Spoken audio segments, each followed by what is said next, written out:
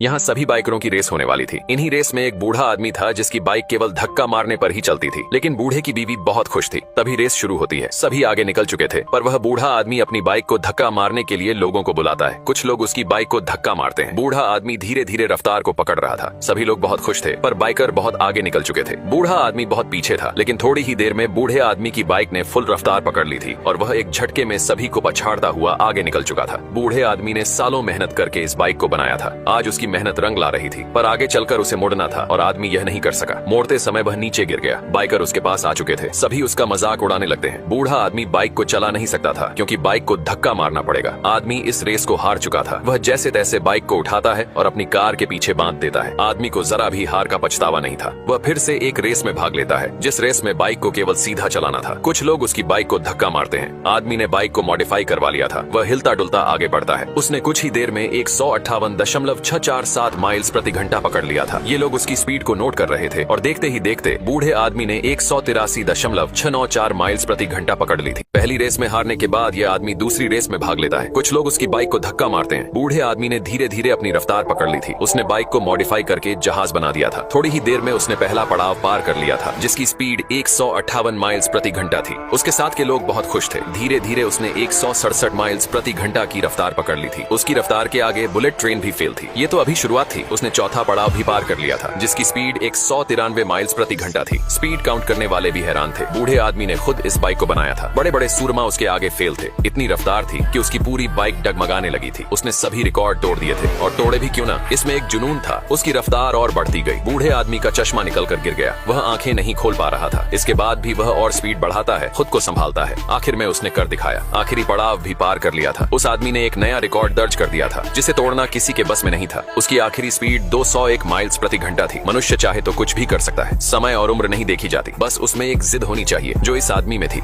आखिर में उसकी बाइक नीचे गिर जाती है, पर उसे बहुत खुशी थी कि भले ही उसने यह रिकॉर्ड जवानी में नहीं बनाया, लेकिन जीते जी बना लिया। और इस रिकॉर्ड को तोड़ने में न जाने कितने जीवन बीत जाएंगे। यह थी एक छोटी सी कहानी। आप भी अपनी जिद पर अडिग रहो और अपने सपनों को पूरा करो। जय हिंद।